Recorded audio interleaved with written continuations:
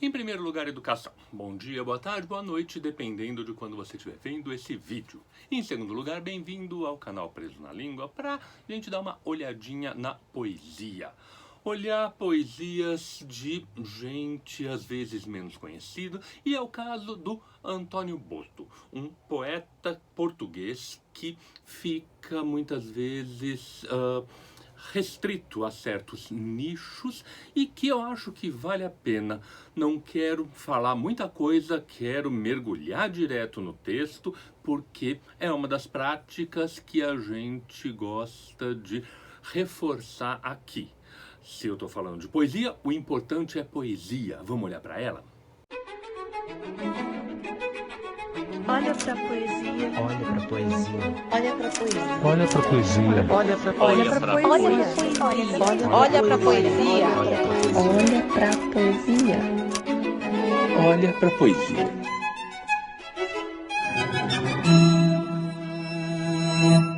Como eu disse, não quero avançar muito no Antônio Boto. Quero dar o elemento surpresa.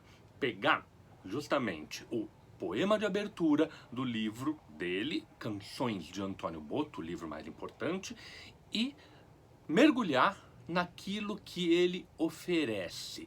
É um pouco o processo que ele próprio propõe, porque o título do livro é genérico, Canções, e os poemas não têm título também, são simplesmente numerados. Ou seja, ele está propondo para a gente essa leitura desinformada, sem informações. Apenas o texto. Nós, o texto e nós. Não. Beijemo-nos apenas nessa agonia da tarde.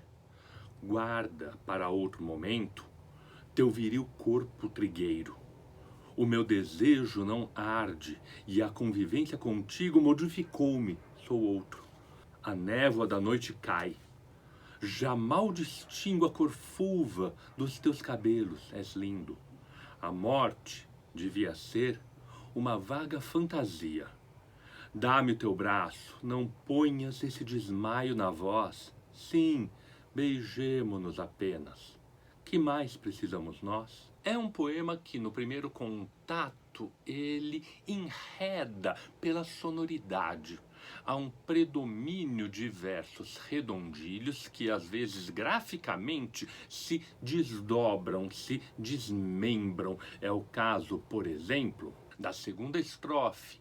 Guarda para outro momento. Se nós juntamos esses dois versos na fala, porque a tipografia os separou, dá um verso redondilho perfeito. Guarda para outro momento. A mesma coisa acontece na estrofe. A morte devia ser uma vaga fantasia.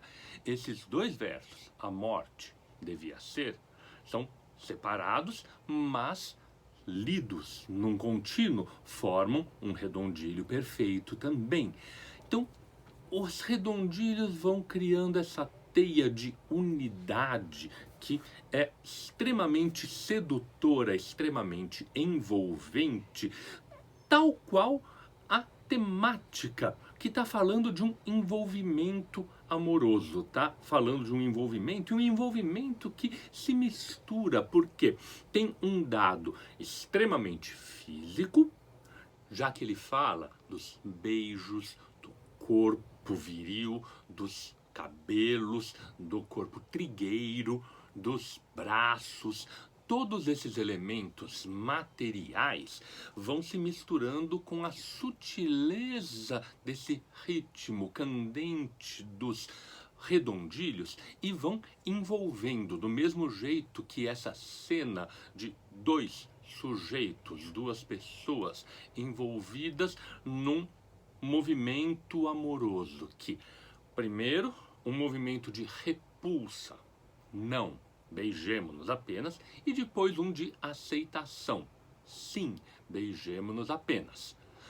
Voltando para o meu santo padroeiro Mikhail Bakhtin, as mesmas palavras adquirem um sentido completamente diferente justamente por causa dos contextos. O contexto vazio do início do texto, que é a negação, não, e o contexto afirmativo do final do texto.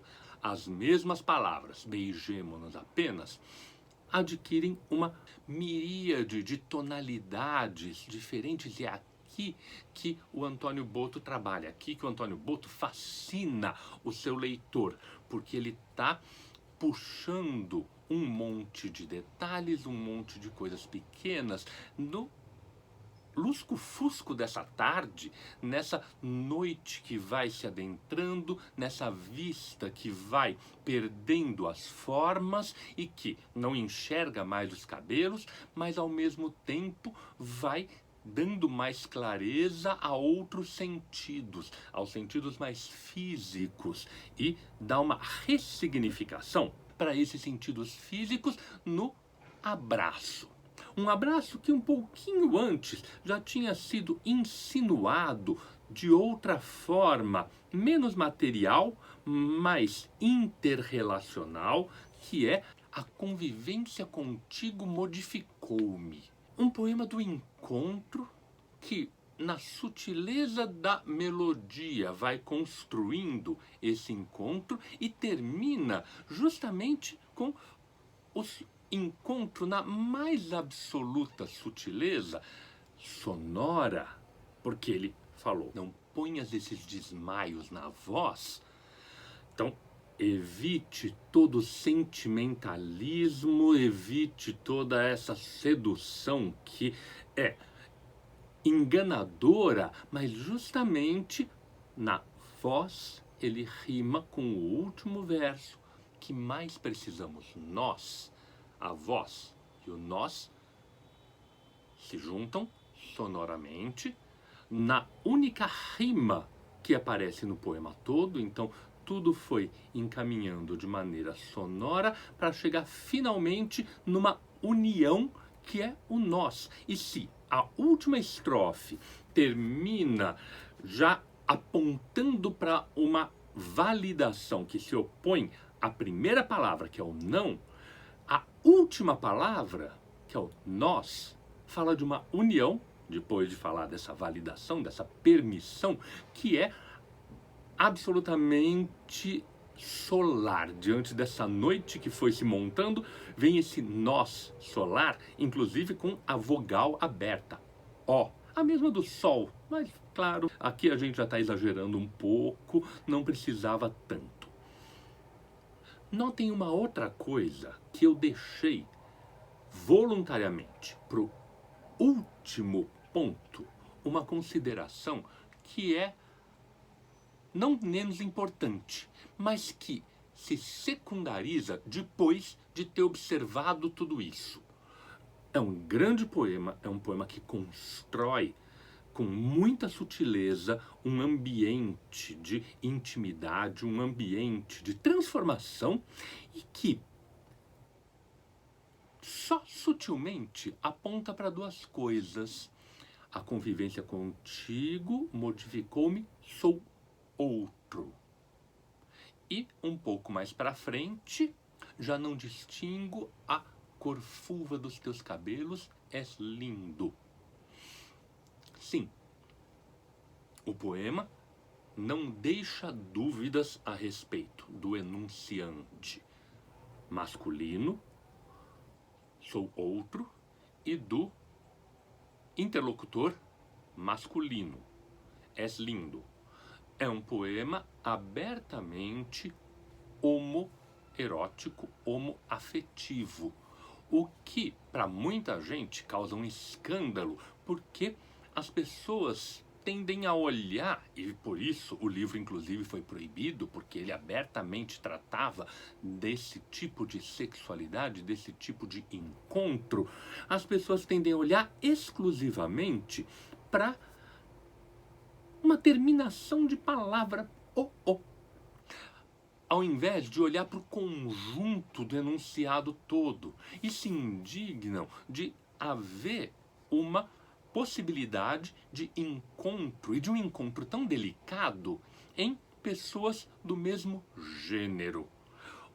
O Antônio Boto, justamente ao não colocar título, ao não especificar nada, ao deixar tudo na vagueza da sonoridade e da melodia, ele está justamente fazendo uma afirmação de onde deve estar a nossa atenção.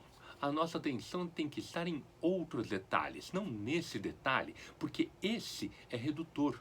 Os outros detalhes são os emancipadores, são os que abrem caminho para coisas diferentes. A compreensão e a leitura desse texto não me fizeram menos masculino ou mais feminino, não me fizeram nada, me fizeram só mais humano.